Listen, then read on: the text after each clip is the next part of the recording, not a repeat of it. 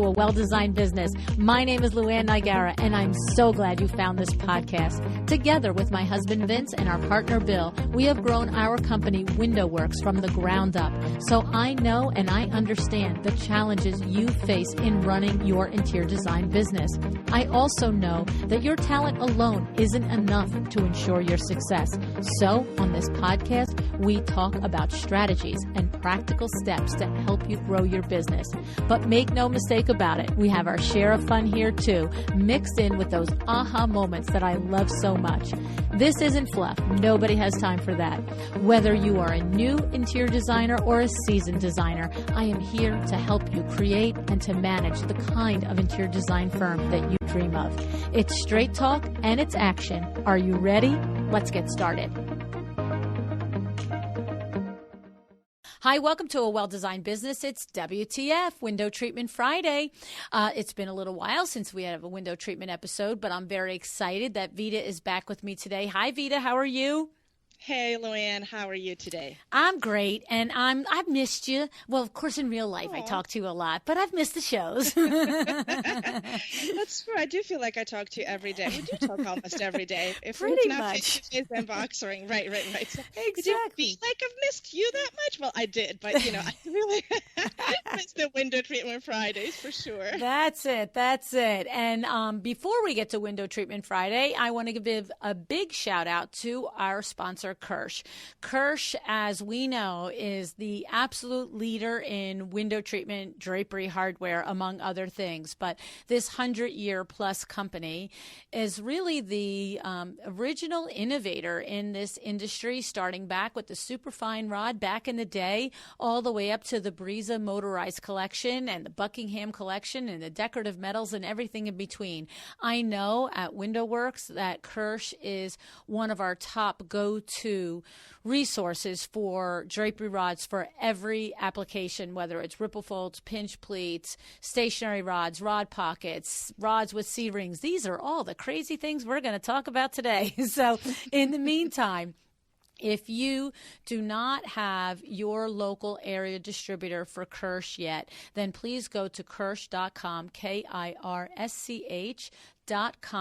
You will be connected with a local distributor, and that distributor will be able to get you sampling and catalogs and teach you all the ins and outs of all the amazing drapery rod product that Kirsch has to offer. So I'm really excited, Vita, to talk about drapery rods today. And I know that it's a super complicated thing, and especially not just for consumers, but for interior designers as well. And it's not only complicated to understand what kind of rod can do what and what it can't do.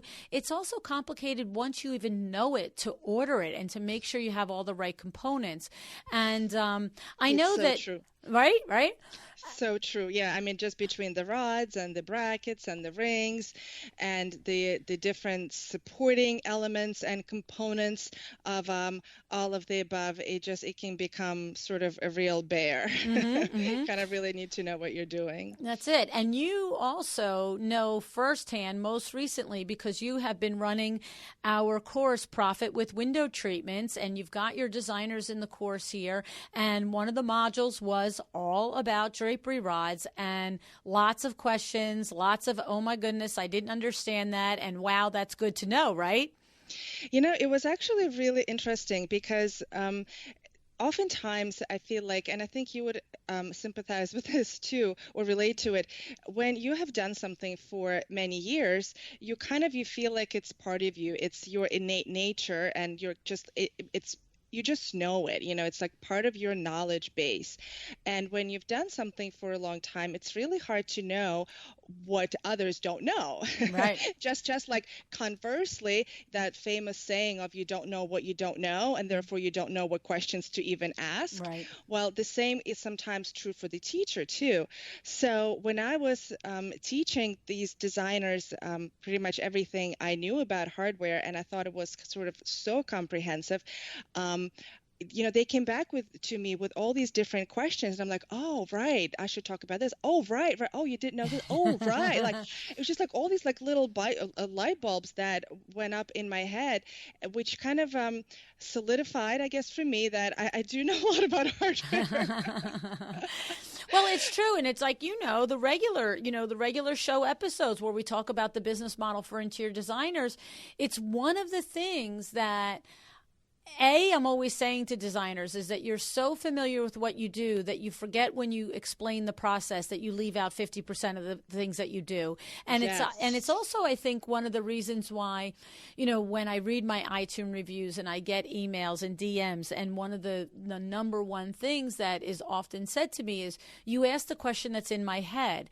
And I think that my advantage of not being an interior designer helps in that way. I have obviously a great, background and, corollary field and lots of work with interior designers, but not actually being an interior designer, so that when someone is explaining to me how they do something on the show and I'm like, that doesn't make sense. You know what I mean? And it might make sense to another designer because you infer a lot and you have shorthand, but that's the pockets and that's the gaps that designers need pointed out, because I'm a typical consumer in that situation. And so you're having that experience in the class with these designers. Maybe in your regular business, you are taking care of 80% of the details. The designers that we work with, in our window treatment businesses, we don't require them to know the details. That's exactly what we do. But it is nice for a designer to understand and know these details, because when they're turning around and they're saying something to their consumer, all the information that they can have in their disposal makes a better presentation. And so it's awesome. And also having that knowledge base just gives them a level of confidence, an elevated level of confidence that will not only make them better designers, so ultimately give their client a better product and a better design product, but will also make them better salespeople too, right? Yep. And you talk about it on the podcast all the time that, a designer is a partially business person, partially designer, but partially let's face it, a salesperson, we're all partially salespeople, right? So the more information and knowledge base you have on something, hardware included, makes you that much better equipped to sell more window treatments and ultimately be of better service to the project, which is one of my favorite lines. Exactly. So when we talk about drapery hardware, we've got the four main components. We have the rod, the rod or pole, whatever we want to call it, the finials, the brackets, the rings. And we're going to kind of go through as far as a rod or a pole, the breakdown is a basic traverse rod, a decorative traverse rod, and then basically a pole that doesn't move, doesn't traverse, nothing happens to it. So let's start off, Vita. Start us off with the basic traverse rod. What are we talking about? What do we use it for? And what do we think about it? Yes, definitely. So your basic traverse rod usually is not necessarily the most prettiest rod in the world. It's usually either white or anodized or anodized aluminum or bronze. So it's truly is a functional means of traversing your draperies. So by that definition or that logic, you can surmise that it's usually used for draperies that close on the window. So they could either be your sheer draperies, so that first layer of window treatments, or they can be your second layer of treatment. Sometimes my designers refer to it as the overdrape. So you often, as a consumer, you often see it in hotels, you see it on cruise ships, and places where you have that sort of multi-layer type of effect. But it doesn't have to be multi-layer; it could be a single layer too. But the idea is that it's very functional. It's kind of commercial looking, if you will, and because of how it looks, it's usually best to utilize it in a place where it can be concealed. And so what do I mean by be concealed? It means that it usually should be installed where it's sort of like either within a pocket or behind crown molding. And crown molding would be, I don't mean like your regularly applied crown molding, but the kind that kind of protrudes into the room, sort of like a faux pocket, if you will, created by the crown molding. And so this traverse rod then can be installed behind the crown or inside or within the pocket where it's not really visible, yet the drapery can easily traverse back and forth, and just providing the consumer with really nice user experience. Mm-hmm. And of course, it could be concealed under valances, cornices, things like that as well, right? We can have a pair of draperies with a cornice, and then the drapery is on the traverse rod underneath. Yes, absolutely. It's interesting that you bring it up because it's so obvious, right? And this is kind of going back to that, to my previous point that things sometimes are so obvious, but because you do them all the time, you're like, duh. Exactly. I know. The other thing that I want to bring up too is I feel like, when we talk about, like, for instance, Kirsch is one of the, the most well-known, highest quality drapery rods that you can get from basic to decorative, okay? The thing about their bread and butter was built on their non-decorative traverse rod collection. And what I love about their non-decorative traverse rod collection is we have everything from the superfine rod, which is meant to be used for a pleated drapery, and you have a drapery hook that goes into the back of the drapery fabric, and then it hooks into the carrier of the superfine rod. And when this has been done properly, when the drape is in the closed position, you don't see the rod. So you don't need the valance, you don't need the pocket necessarily, but when you open the drape, the rod is exposed between the fabric on each side, right?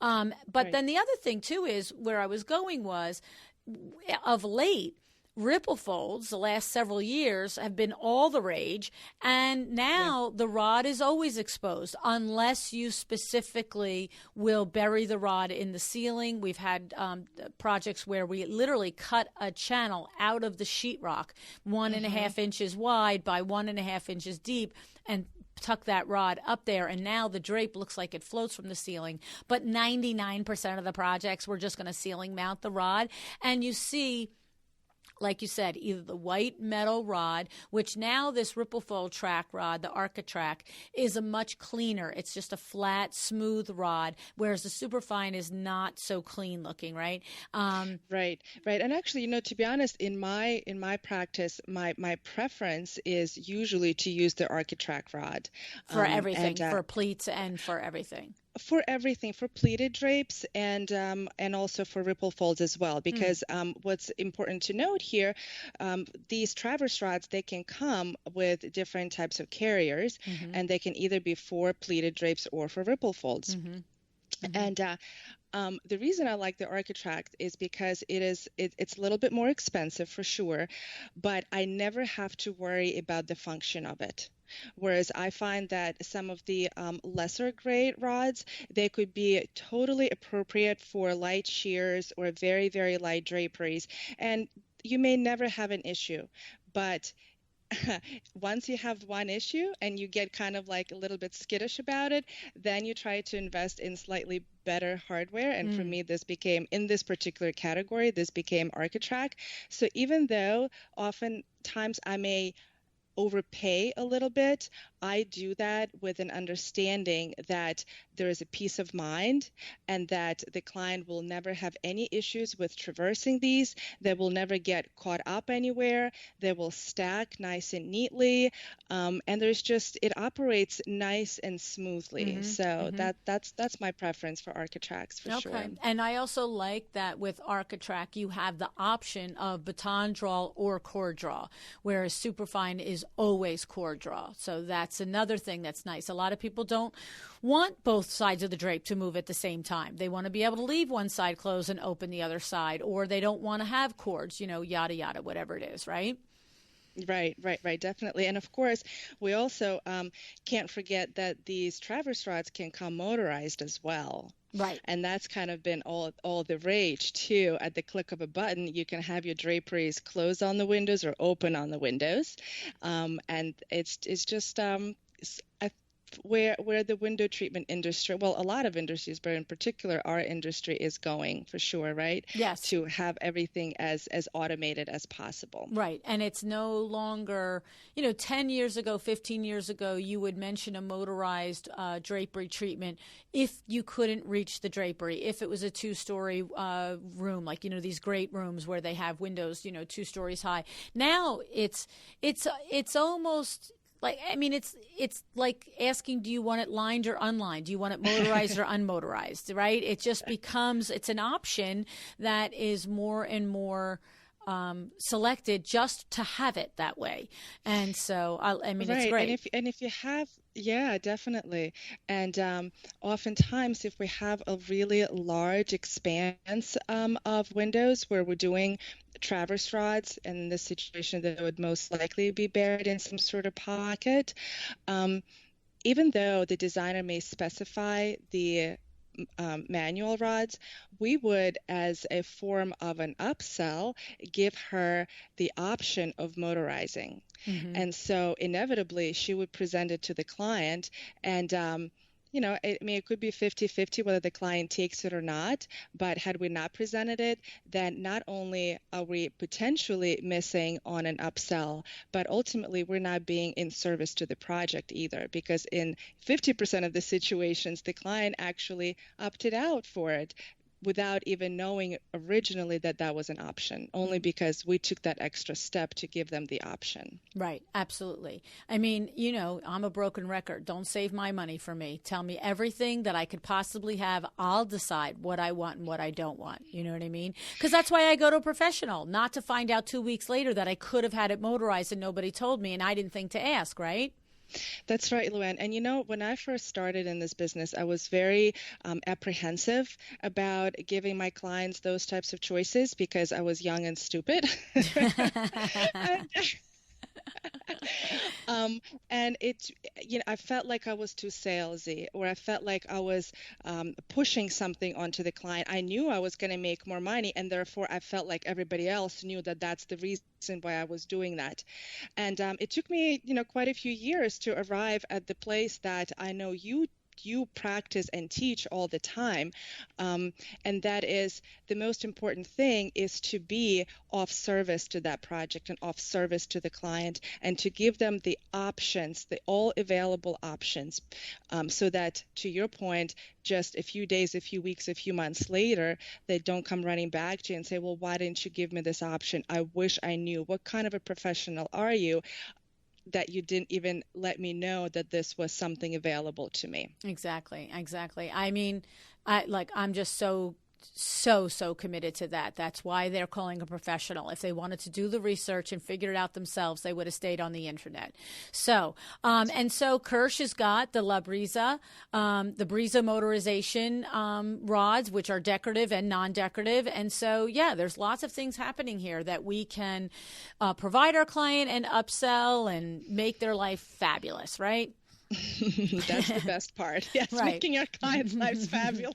That's the best part. That should be our tagline. That's the best part. Best part, Vita, is making a good living. Let's just tell you that's the best part. Okay. All right. Now, so those are basic rods. We can picture them. Again, just they're usually white, silver, or we do have some, I have noticed, and especially we're going to be at the IWCE next month, and we're going to see the Kirsch booth, and we're going to see other displays with other hardware companies.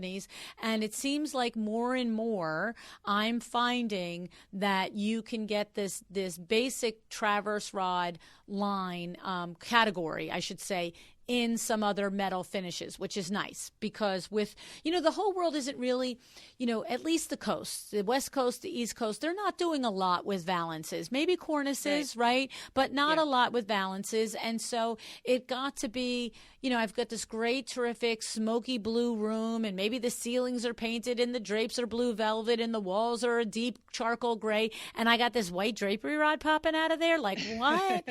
And the look isn't to have a valance, because the look is supposed to be this sleek, mid-century type vibe or whatever. And so now to have the option of some of these colors, but that's why I love the IWCE, because we find out first what is going on. And of course, that's the International Window Covering Expo, which, as we're speaking, it is going to be, the next one is March 25th, 26th, 27th. Yep, that's right. 25th and 26th. Yep. In Charlotte. And so we will be down there together with our buddy Sarah Brennan will be down there, and Michelle Williams and the Vin Man will be there. And, it's going to be party. Yeah. Stacey Brown Randall will be there. Cheryl Luckett will be there. She is keynoting this year, so I'm very excited to see Cheryl. Nice. But mostly I'm excited to visit the Kirsch booth and see what is going on with the new introductions.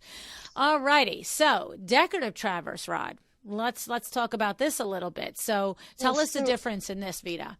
Yeah, so actually, to go back for a second to your point where you have a beautiful room where just your basic white rod isn't quite cutting it, hence comes the decorative traverse rod. And so in the beautiful, modern and sleek room, we have options now of decorative of the traverse rod with a decorative fascia, and the fascia is also nice and sleek. And we also have options for traditional rooms where that decorative fascia is rounded, or it could be rounded and reeded, which means that it has like these horizontal slats in it. And we even have an option where we have the half-rounded fascia with sort of faux rings. So it looks like it has rings on it, but really the drape is moved by a traverse rod that's inside it. And so the idea here is sort of a combination of the prettier look, whether it's sleek, modern, or traditional, or somewhere in between. So where you can have that as some sort of design, whatever design works for your room and your project, with the functionality of the traverse rod. Right. And I know that we use it quite a bit, LuAnn. I'm not sure if I'm sure WindowWorks does as well, but especially recently, there's been some really interesting introductions with these very sleek and kind of square and rectangle kind of fascias in multiple finishes. Even Kirsch, actually, at the last IWCE, they introduced their Chroma collection, which was really, really interesting, a very pretty colored glass collection that was very cool to see. And that's the interesting and the fun part about being on the forefront of the window treatment industry and being the expert, or the specialist rather, I should say, within it. We get to go to the shows and really kind of geek out on the latest introductions that truly pertain to the window treatment industry.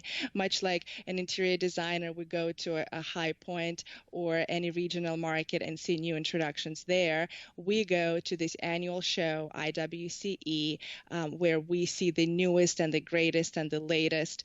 And I'm sure that's the case for WindowWorks, but that is a really big reason why my designers rely on me and the value that Vitalia Inc. provides them, where we can come back with different ideas, which otherwise they probably would have never known. Absolutely. And the same for us. I mean, we go, Kimberly goes, Vinny and myself go, but I have to say, over the last 4 years, the IWCE has really expanded their offering on things that are of direct interest to interior designers. So instead of like even 5, 8 years ago, there was nothing there for a designer, honestly. It was, unless a designer was looking to transition and really be known for being a window treatment specialist. But now there's a lot of seminars, there are a lot of things that are geared towards understanding that no one thinks that you are going to make this your mainstay bread and butter, but to understand, to your point,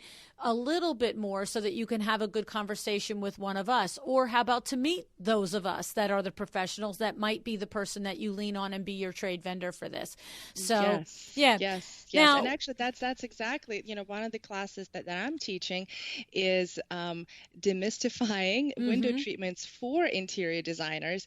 And that is an overview of everything they need to know to specify a window treatment in their next project, where we actually will be talking about some of the hardware and some of the technicalities and some of the other really, really cool things that they can use in their next project. So I'm super excited about that. Yeah, me too. And then we're going to have the panel with you and Sarah Lynn Brennan, where you're going to be taking it from the standpoint of the workroom, the support vendor trade person, and Sarah from the perspective of the designer. Like, what do we need to do to work together in the sandbox together and make things happy and make the project happy? That's right. We're really And like you said, going to be for the peeling back benefit the of curtain there. Yeah, and for the benefit of the client. So, yeah.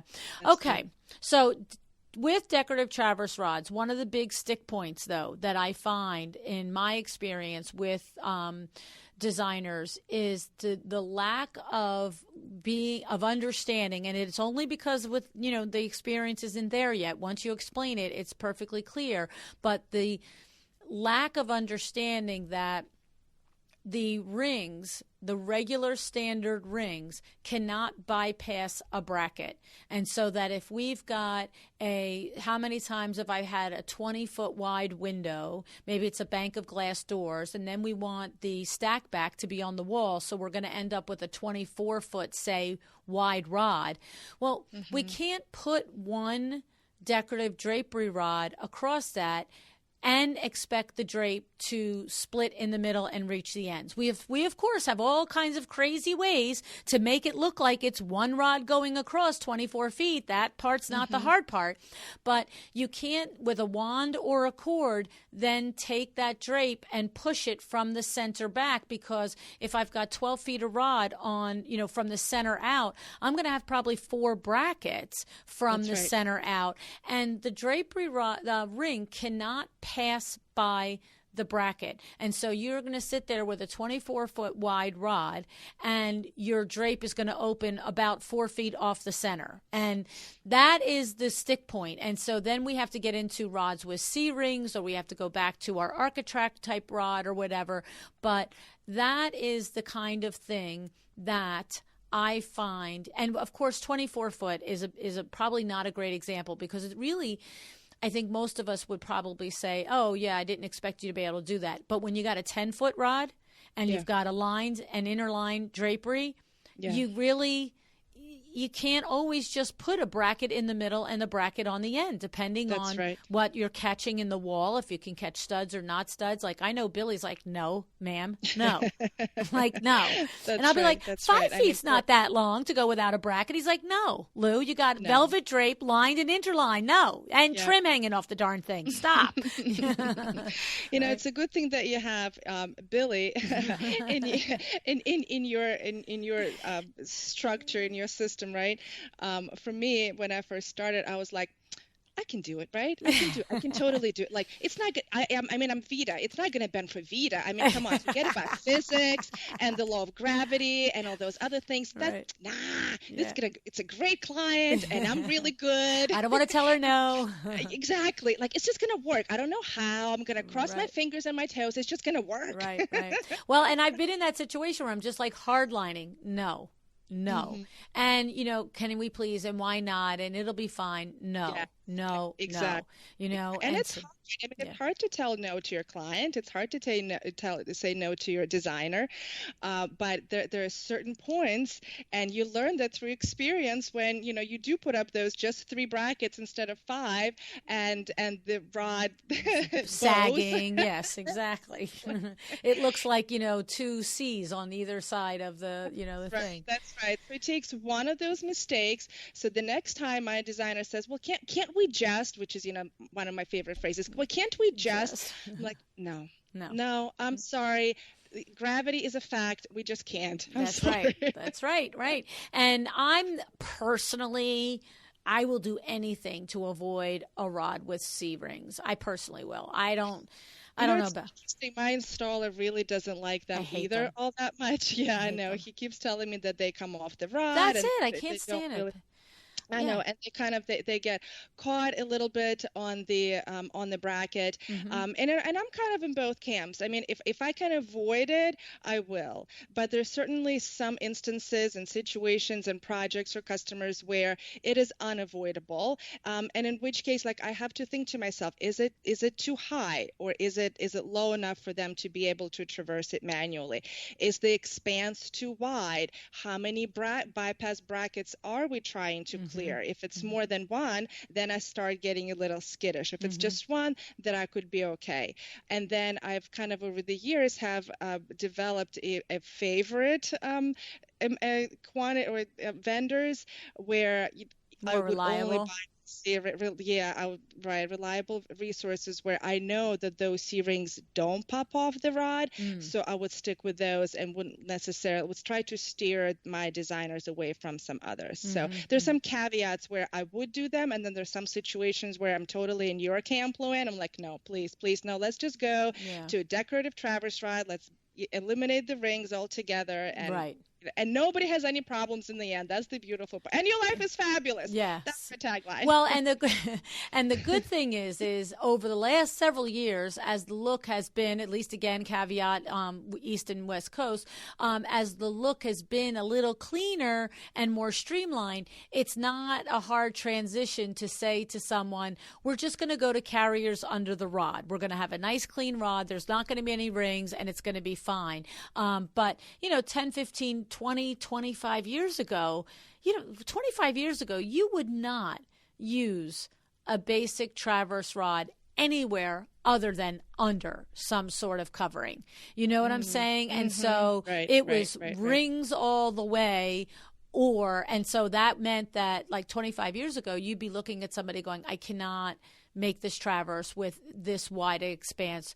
What are we going to do? Well, we're going to have to go to a traverse rod. Then what? I'm going to see the white rod. Now we have to add swags. We have to add a cornice, whatever crazy crap we used to have to add. Oh, swags. I miss them. Swags, please come back. I know.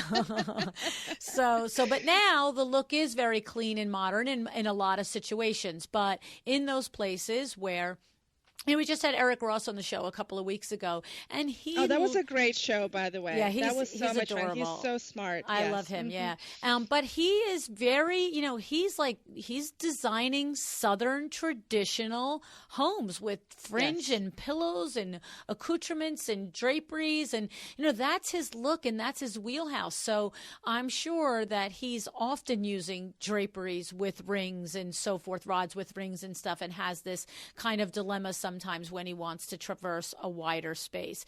So, but then he can add swags if he wants. And you know what? We don't even have to go as far back as 10, 20 years ago. I think up until, I'm sure somebody will correct me on this, but like something like 2-3 years ago, we didn't have the quantity and the selection of the sleek fascias that we have today. You know what I mean? Like, just 3 years ago or so, I remember the only fascia you had was round. It was like your basic, not basic, but a very traditional round fascia. And for those designers of mine who wanted to have that sleek and modern and kind of understated look, there really wasn't any other option but to do something different. So now that we have these square fascias and rectangular fascias, and we have different finishes and they're different sizes, that just opened up a whole new ball game for a more modern look. Definitely. It's so funny because it is just truly so complicated, the myriad of details that go into drapery rods, like what kind of bracket connects with what kind of rod and what kind of ring, and can it do this and can it do that, and how does the finial connect, and all the crap, right? And Kimberly loves it. Kimberly loves it. She loves getting into it and figuring it out. And me, I just walk in and I'm like, okay, I need this color rod, this kind of look, this kind of diameter, this kind of finial. Which book am I looking at? Like, you know what I'm saying? And she'll be like, here, take this one, this one, this one. And I'm like, okay, good. Well, it's like putting together a puzzle, you know? It's like what you just said when you come in, like, I want din. Like you have like 3 requirements, right? That's what my designers often come to me with. They're like, we're designing this modern room. It's up against the ceiling and it's this type of an expanse and want something sleek. What are the options, right? And so then it's up to me, and in your case up to Kimberly, to kind of go through our mental list of catalogs and options and kind of give you those options, which is, you know, exactly where that value comes in. Exactly. All right. So the next thing is we have just our basic poles. So these are typically a solid pole. And, you know, we can put as far as, well, I mean, we can use a pole. Obviously, we did the whole talking about the rings and so forth, but we can also use a pole. I don't know if anybody does it anymore, but with a rod pocket, right? I mean, I don't remember last time I did a rod pocket. I know. I mean, on a French door or a side light, you could do that. Right. I think Just it's I know that I'm sure there are parts of the country that the aesthetic is completely different and more traditional and you know, just like with Eric with the soft traditional Southern feeling. But for the most part, beyond the high end drapery that has a rod pocket, I think rod pockets are pretty much almost like the ready-made market is almost like a lot of rod pockets is what I'm trying to say. That's true. So I'm not saying that rod pockets are always ready-made. What I'm saying is ready-made is often rod pocket. That's what I'm trying to say, the other way around. You know, you'll go into whatever places and you'll find it. Now, of course, you do have some of these other places that remain nameless on this show that are offering draperies and stuff now that we talked about in one of the episodes. And those are branching out into the pleats and different things. But rod pocket is the domain of ready-made a lot, I think, you know. Yeah, and also I would even add to that grommets too. Yes. Yeah, yes. so there's some of that as well. But you know, interesting thing with your regular rod and rings and finials. That's kind of you know, I was trying to before the show, trying to kind of think in my head, what do we do more of? And you know, I would probably say it's like, I don't know, 60-40, meaning like 40% traverse rods and maybe about 60% poles and rod and rings and finials, that kind of situation. And we, however, if it's a traversing situation, meaning the project calls for the draperies to close, it is probably 90-10, 90 being how often we use the traverse rods. But if the draperies are stationary, then most often we use your basic rod and rings and finials. And of course, we're in the same part of the country, so I guess it only makes sense that our statistics kind of align.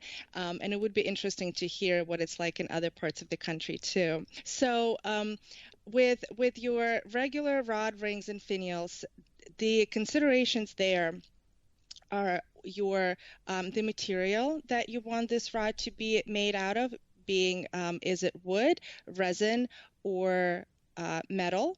And what's really cool is recently, and by recently I mean in the last maybe 2-3 years, I think, the acrylic rods have come into the picture. And for me, in the last 2 years, they have been very, very popular. Like, I mean, all the rage. Like a lot of designers are specifying those acrylic rods. So that's, you know, it's really cool to see different things out in the marketplace, and you know, not just like put up your good old 1 3/8 metal rod and a few rings and be done with it, but kind of, you know, be sort of more creative about it. So so your material is one of the considerations as you specify your hardware and pole in particular, and then the next one is your diameter. And I think I was trying to think back. I think the smallest rod, and I mean like curtain rod, not like a side light or a Right. French door rod. I think the smallest I've ever done was like 1/2 inch, so that's Mm-hmm. like really really teeny. Mm-hmm. And I think I've gone as high as about 3 inches. Mm. And so this is when I can look back. And so I've been doing this. I'm in my 15th year. So when I first started, what was really in was this really big, kind of stately hardware. So anything that's 2 inches and above was considered really beautiful, and that's like all we did. And the hardware was such a main point of window treatments. Whereas nowadays, I feel like in the last, we'll call it 5-ish or so years, the hardware has been really coming down in size quite a bit, where most of my designers now specify anything that is around 1 inch or so. So that could be like 3/4 of an inch, 1 inch, or like 1 1/8 inch, or at the most nowadays we do like 1 3/8 or so. That kind of what it's been around for round rods. And of course, like I said before, there's been those square and rectangular fascias that are being used on the traverse rods. If you take that traverse component off and you have just the rod, you can use that with some really cool square rings. And that's another way of doing something creative and different up on the window. Yeah, it's so funny when you talk about 15 years ago with the rods being the larger diameter, 2.5 inch, 3 inch. At that point, I'm thinking specifically to the Buckingham collection of Kirsch. I mean, the pineapple That's exactly finial. what I was thinking of. Yes, the pineapple finial for the Kirsch Buckingham collection. My goodness, I used to have one by my desk in case an intruder came in when I was working, and I was like, this thing is going right across at their face. You know what I mean? The thing is huge, and the thing is, what was funny is back in that point, the 1 3/8 rod seemed so tiny and seemed so like, yes, I was going to say inconsequential, same difference, right? And the thing is, that's what I love about Kirsch, 100-plus-year-old company, and they just refresh the whole Buckingham collection to modernize it, give it a new look, but still keep some of that aesthetic to it, right? But now the 1 3/8 for us feels like a big rod. It's like, oh, you want to use a 1 3/8? You don't want a 3/4? Okay, good. You know what I mean? Exactly. Or a 1 inch.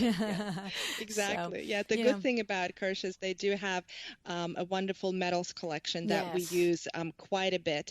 And that could be either their metals in 1 3/8 or their wrought iron collection that goes from 3/4 to just a little bit over an inch, which is really cool. Yeah. But I had a laugh when you're mentioning the wider rods. It was the truth. I mean, I can remember pricing out projects and the consumer wanting that 2.5 or 3 inch diameter rod, and then when they hear the price of the whole thing, and the first thing is like, well, what would I have to give up if I wanted a lower price? Of course, they don't say that. They just say, could I have a lower price? And I said, well, let's talk about what you could give up in order to have a lower price.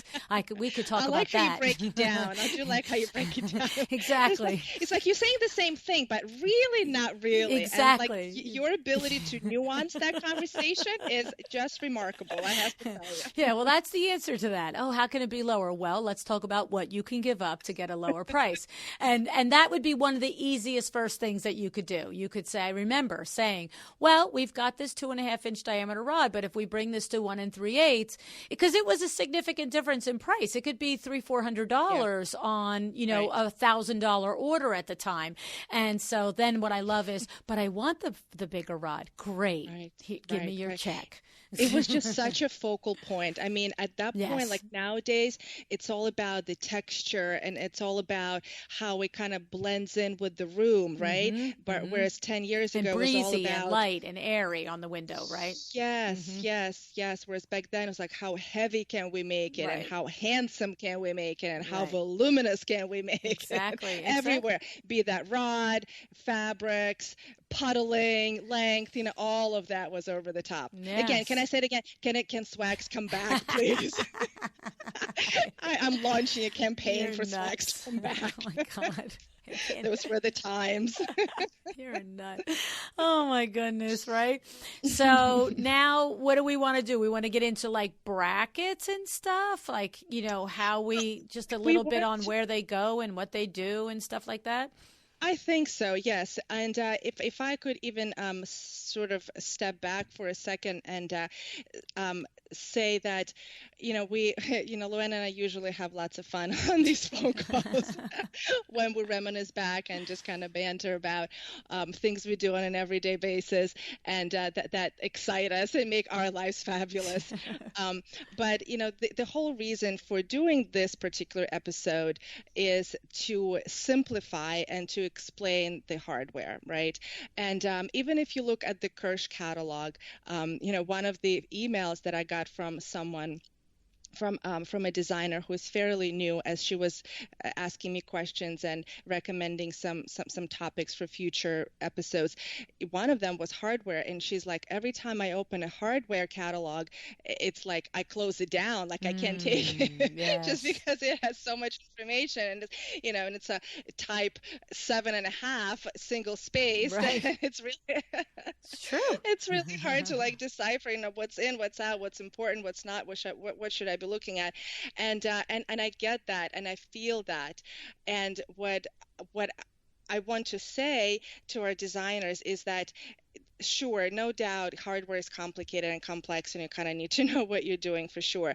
But if I were to just distill it into like the basics, there's 4 areas that you need to specify, and which are rods, finials, brackets, and rings. That's it, right? I mean, there's not like, you don't have to get bogged down with, oh, what about this and what about that and what and how does it attach? And I mean, yes, all of these are important considerations eventually, but before you kind of let yourself get chased down a rabbit's hole of 1-inch thick catalog and try to figure out exactly how this base attaches, and do you need 8 rings or 7 rings on something, before you even get sort of down that really complicated maze, just know that at its core, you are specifying 4 basic things, and then just take each thing kind of separately and decide which way you want to go with it. And of course, it goes almost without saying, but I will anyway, and it's something that LuAnn, you and I speak about all the time, having the partner who can help you through the process, of course, is key, being that the right vendor or the right window treatment specialist or the right hardware distributor in this case, which, they can certainly walk you through a lot of these very, very fine specific details. Well, and that becomes the point, and we've talked in previous episodes about the type of business model that you're going to take in your approach to window treatments. And, you have 2 different ways to look at it. So I mentioned Sandra Funk, the CEO of House of Funk, often. Gratefully, we are her window treatment provider. And I think we might have been 3 or 4 projects in where she had really started to lean into doing some nice, beautiful high-end work with some high-end rods, I mean to say, and some complicated drapery rods, or just not even complicated, just they are complicated. The ones at Bed Bath & Beyond are complicated. Let's be serious, right? But I'm talking about where the stakes were higher and it mattered, and it started to really move into that space. And we started with the model where she would say to me, well, I can order these on my own, right? And I was like, yes, you can open an account and order on your own. She's like, okay, so will you specify for me all of the components that I need? So she wasn't going to open up that catalog and figure it out. She asked me if I would do it, and I said yes. So then our quotes started to include, 2 rods at 6 feet, 1 rod at 8 feet, 14 brackets, this size, 16 this and 14 that, and rings that, and blah, blah, blah, right? And we were about 3 jobs in, and she called me up and she said, so what if I didn't want to have my team order the drapery rods and you ordered the drapery rods? And I said, and so I have to charge you for that. She goes, I absolutely do. What will you charge me for that? And we established what was a fair price for me to do all of that work. And she just literally, that was years ago, and she literally just said to Kim, I don't think 3 months ago on a project, she was like, oh yeah, she goes, I watched, Sammy spend hours on the phone trying to figure out, did we have the right bracket, did it come in, this and that, and she said, that's ridiculous. I can put her to work creating money for me as opposed to costing money. So that's one thing. Okay. That is when you want that full service. It's no different than your direct consumer client that wants the full service experience of working with you. And so Sandra, her philosophy is every one of her trades delivers her full service. Okay. But we also do have some designers like the ones in our Profit with Window Treatments course that are learning to do window treatments themselves. And they are going to need the support in the beginning. And maybe it's not going to come from somebody like me or you, because now they're kind of going on their own. But that's where your distributor comes in. And so like for Kirsch, you go to Kirsch.com and they will tell you who your local distributor is. And then that person there that owns that distributorship, they are the ones who want to teach you you can walk in there and say to them, I can't make heads or tails of this catalog. And they will sit there with you and figure it out and decide for you what you need to order, because it behooves them to teach it to you so that you come to them to place the order. So it's one way or another, but I don't think you ever have to be an expert on the catalog is what I'm saying.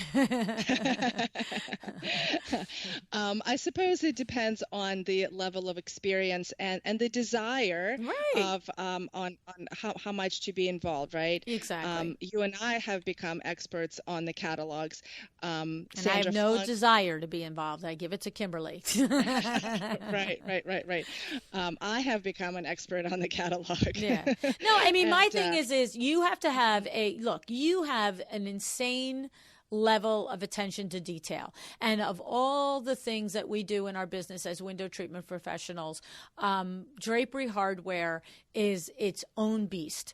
And I do not have a high attention to detail, and I wrangle that beast in when I've got to take measurements and I've got to do drapery work orders. But by the time it comes time for me to order the drapery rods, my brain's fried, and I give it to Kim or I give it to Adriana. Because you know what happens? 4 out of 5 times when I order it myself, there will be a mistake. 4 out of 5 times. I'm doing this 40 years. I mean, it's a joke. You know what I'm saying? I mean, and they just look at me. They're like, just step away from the drapery catalog. I'm like, okay. And you know what? There's actually something even in addition to the complexities of ordering the hardware. And that is confirming that hardware and then receiving that hardware. Okay. So we charge extra for designers. That we charge extra. If you want to order your own hardware, your prerogative, and you want to send it to me so that I have it when it's ready to go with the draperies. If you want me to open those boxes and verify that we received what you ordered, I charge you extra for that. That's how time consuming and meticulous that is. It's incredibly time consuming. It's incredibly meticulous. And I'm going to add another layer on that. It's incredibly consequential. Because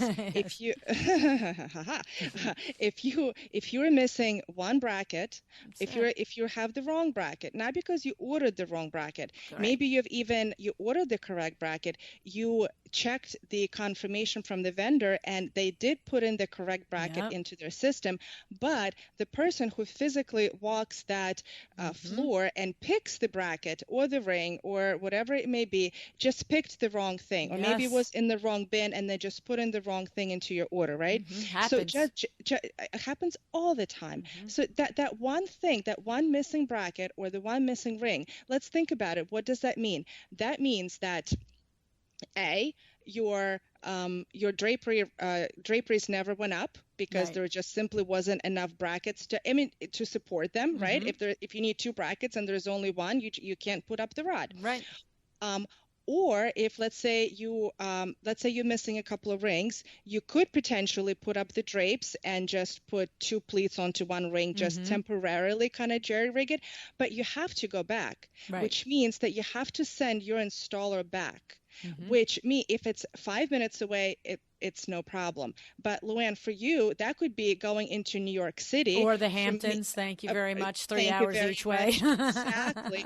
For me, it could be going into Philadelphia and braving the traffic and trying to find a parking spot and then trying to get up onto the 12th floor of a condominium building just for one bleeping ring. Right. I mean, that's the thing. And that's why, I mean, for again, to use Sandra as an example, that's why she has us do it all, because now it's on us, and you better show up, LuAnn, with the right stuff, because I'm paying you to do it. And so then you do. You check more, you look again, you look twice again, and blah, blah, blah. And mistakes still happen. It's just still does. And the thing is, like in my company, so for Vitalia Inc., we prefer to take care of it all for our designers, because in the situations, even when, I mean, if they truly insist on doing it themselves, it's their prerogative. So who am I to say that they can't? But I would walk them through a scenario where they are in charge of placing the order, confirming the order, receiving the order. And if something is off, it is their responsibility. So they have to pay then me and my installer to go back in, versus if we do everything, that we're in control of it all. And not only is the damn drapery goes up and we don't have to go back, but they can sleep a lot easier and better with us being in control of the whole thing. Yeah. It's a lot. Drapery hardware's a lot. I mean, it's a big part of a job. It can add a lot of profit margin to a job when you really, as you said, you might find that acrylic rod or lucite rod or some fabulous metal rod that is just perfect, and it just makes the drape and the situation, and it's a have to have, and there goes some the top line goes higher, and the fact of the matter is with negligible difference, whether you install, a $300 rod or a $3,000 rod, it's about the same amount of time. You know what I mean? So you can make a lot more money and add to your profit margin by having a good working knowledge of the types of rods and the types of accessories and things that you can add to your window treatment by having, more information at your disposal. And so I just, look, the whole idea wasn't to scare the heebie-jeebies out of you.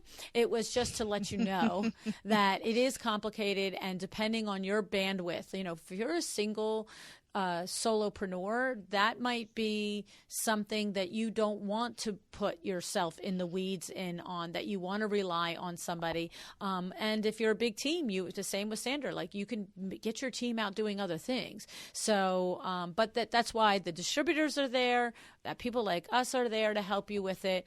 But I would spend some time going in and out of the different websites, with Kirsch's website and other drapery hardware websites, to just familiarize yourself with what's out there. Of course, Cravat Inc. has a line of drapery rods, and they have got some of those really cool square rods and everything too. And it just pays, because sometimes you just realize it really could be the nice finishing touch that just brings in another element from the room that you hadn't thought about before. So I love it. Fun. I love it. All righty. Well, Vita, I'm going to see you at the IWCE in Charlotte very soon. And, of course, I'll be there the week before that with Exciting Windows. And I will be doing my 7-step professional window covering sales course, teaching window treatment professionals and aspiring window treatment professionals the 7 steps that we use for the shop at home sale. And you are welcome to sign up and join me for that. But, of course, once we get to the IWCE, I've got Closing the Sale Begins with Hello. I've got the panel on profitability with the Vin Man and Michelle Williams. And then we've got this window treatment, in tandem thing, the designer and the workroom conversation with Vita and Sarah. And then, of course, Sarah's got a presentation on packages, and Vita's got her demystifying window treatments. It's just going to be all kinds of window treatment fun. Making everybody's lives fabulous. That's it. So I want to thank all of you for joining today. As always, Vita, thank you for doing these with me. Your expertise is invaluable. It helps me keep me organized and on track. And, of course, you've got your ear to the ground on what the designers are wanting to know in window treatment. So I appreciate and value that with you. Thanks for having me. Yep. And the rest of you, do something today to make your business more profitable. And you know what we think? We think window treatments is a perfect way to make your business more profitable. But you have to do something. You have to start with a decision. And I always want you to decide to be excellent. Thank you so much for joining me again today. This podcast is a production of WindowWorks, your resource for custom window treatments and awnings. To learn how we can help you on your next interior design project, go to www.windowworks-nj.com. And if you're interested in working with me on your business, either through masterminds or one-on-one coaching, or you want to know how to get my book, The Making of a Well-Designed Business, or you just want to know what's going on in the podcast land and where I'm going to be, all of that is found at LuAnnNigara.com. Thank you so much. Have an excellent day.